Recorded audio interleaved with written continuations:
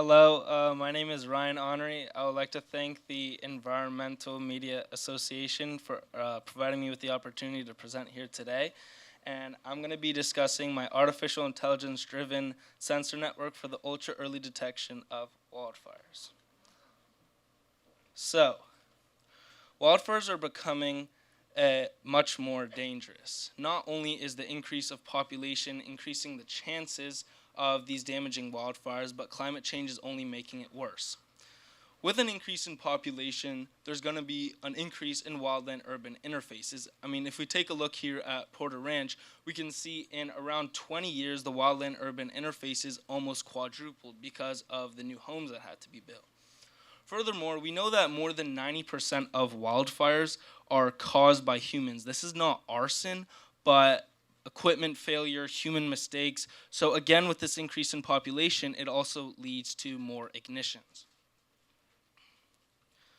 So if we take a look at the right side of the slide here, this was a simulation done by the National Wildfire Coordinating Group. And what they did is they ran a simulation for the average October day in Southern California. And you could see the wind wasn't even that fast, it was 10 miles per hour. And for the simulated fire that they ran, we can see how exponentially it grew. I mean, in just 5 minutes, it grew to 3 acres. So this is why the Gordon and Betty Moore Foundation actually stated that an investment that helps achieve a 15-minute reduction in fire response time could be expected to generate $3.5 to $8 billion in economic benefits and $150 to $350 million in fiscal benefits to California annually. Also, CoreLogic stated that 2.6 million homes across 14 U.S. states are at a moderate to extreme wildfire risk, with reconstruction values of up to $1.3 trillion. So this just proves how important early detection really is. So if we take a look at that graph there on the left, we can see that that's the 4 stages of a fire. We basically have to treat a fire like cancer. If we catch them in their early stages, it becomes like a nuisance. You get rid of it and you go on with your day. But if you catch them in their late stages, like stage 4 cancer, it becomes a much bigger problem. It can be lethal or fatal, and it's very difficult to deal with. So that's why my goal was to develop a solution that can detect a fire extremely early, specifically when that fire's flame length is less than 1 foot. And all current solutions, whether they're camera systems or drones or satellites, they all detect these fires too late. It's once the fires are already out of control. So this is my solution. So here, I'll just pick it up. So this is my detector. This is my detector. It detects for the 3 main signatures of fire simultaneously. So it detects for the heat plume, is this camera, the flame with the infrared camera, which is right here, and then the smoke, which is right here. I'm going to put it back down.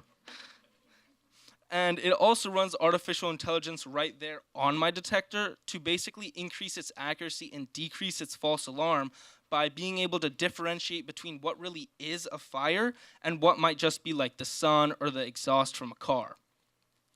My whole network also has mesh capabilities, which basically means that my whole network can communicate with each other. So say in the case of my detector detecting a fire, it would use these mesh capabilities to basically relay that information from detector to detector until it eventually reaches one of my mini meteorological stations, which uses its cellular capabilities to communicate that information back to my app or as a text or email, just depending on the receiver's preference. And then on the right here, we can see numbers that I received after doing tests with real fires with the Orange County Fire Authority. The fire had just a 6-inch flame length, and these are basically the numbers we got. For a straight line of sight to the fire, we were able to detect it from 3,000 feet away. Partial line of sight to the fire, which is most realistic, we were able to detect it from 1,600 feet away. And from no line of sight to the fire at all, we were able to detect it from 600 feet away. And these are industry-leading performance numbers. Nobody else in the market has these numbers.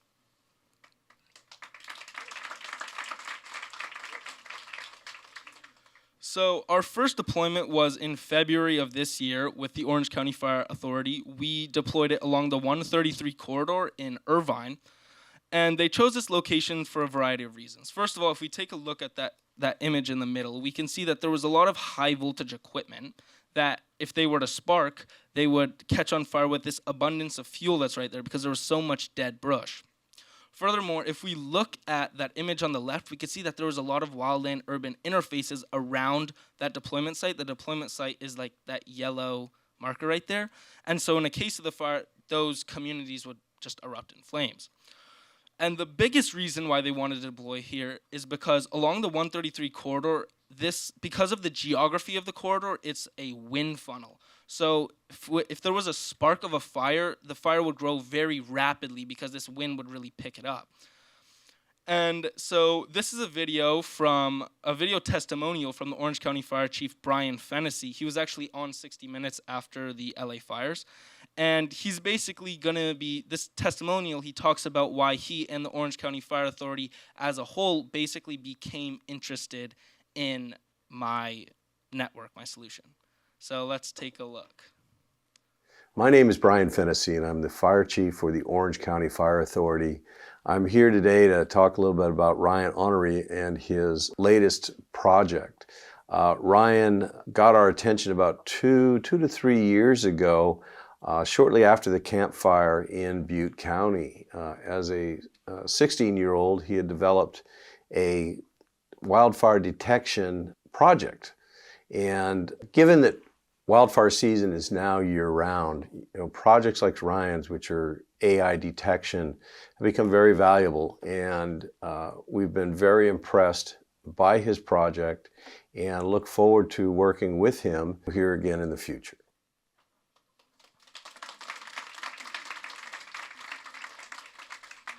So along with doing deployments like we did with Orange County Fire Authority in wildland areas, our next steps are to deploy in residential communities. Specifically, we're planning on doing a deployment in Glendale, California. In this community, this is the Mark Ridge community. And the reason why we're planning on doing a deployment there is because if you take a look at the geography around it, there's a lot of brush and green that can easily catch on fire and then basically just lead this fire straight into this community. So we're planning on partnering, Sensory AI, partnering with FireDome, which is an Israeli company that has developed technology inspired by the Iron Dome to basically extinguish spot fires the moment they start. So how it would work would be we detect these spot fires the moment they would erupt and then notify these locations for the FireDome to basically suppress them. And so I'm hoping that my story can encourage youth and motivate youth around the world to create solutions to problems that they truly care about. And I created a nonprofit Climate Solutions Society to actually help youth start creating solutions rather than just speak about them. And if anyone is interested, they could contact me on my information on the slide. Thank you.